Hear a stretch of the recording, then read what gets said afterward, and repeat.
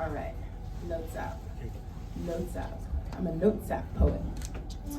What do I want to start with? All right, so I'm going to share this poem, and it was inspired by colors and also kind of morphed into being inspired by perception and how different people perceive things.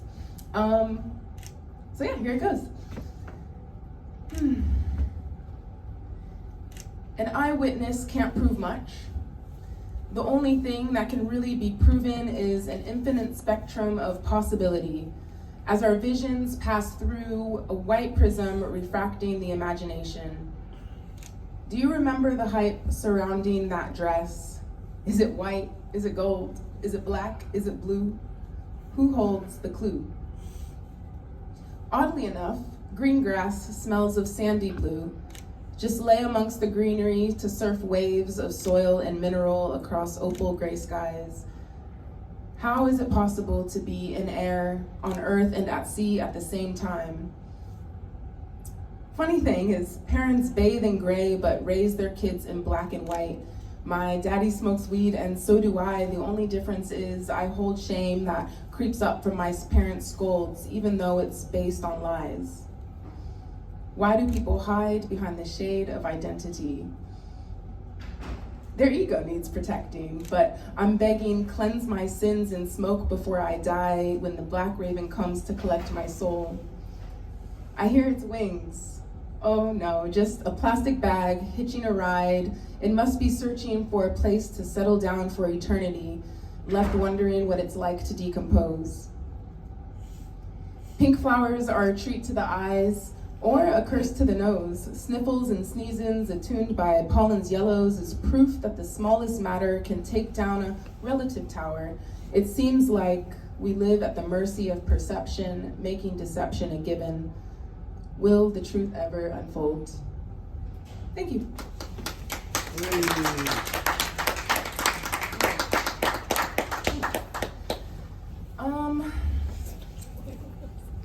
All right. The next one. Yeah. Woo! Sorry. You got this. Where does it start? Okay. This one is called It's really hard to spell. It's very hard to spell.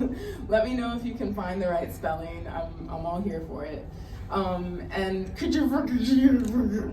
basically explains all of my feelings in one stream of letters and sounds about the ridiculousness going on in the world and having to live through it. But here we go, here we are. Laying here on the floor, wondering what can possibly be done about this global majority plight, this shit show. You know, having to exist in this bomb dropping, gun popping, systematic jail lock-in, steal the culture, throw away the people. You'll be lucky enough to get a hashtag if you're murdered society.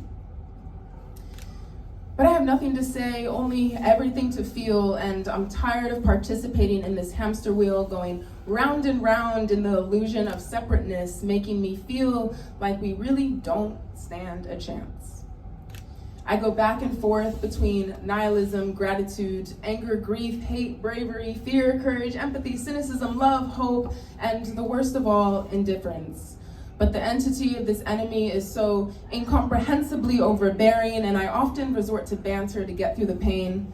Murder and genocide, all the fuckery in between is no laughing matter, so tell me why my tears are accompanied by laughter. I'm going crazy trying not to lose my mind amongst the caucasity.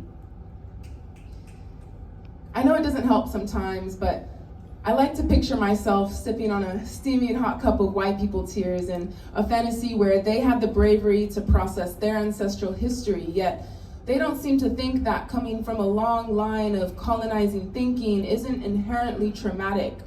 You have to be pretty sick to dehumanize population after population after population with such effortless violence. Instead, they choke on words like justice and equity, claiming it wasn't them who started slavery, putting justice, but justice is served on a fruit, is served like plastic on served like plastic fruit on a silver platter, shiny and inedible. And we still eat it to glorify performative allyship. So I don't have words or answers, maybe tears, screams in a pillow, and laughter.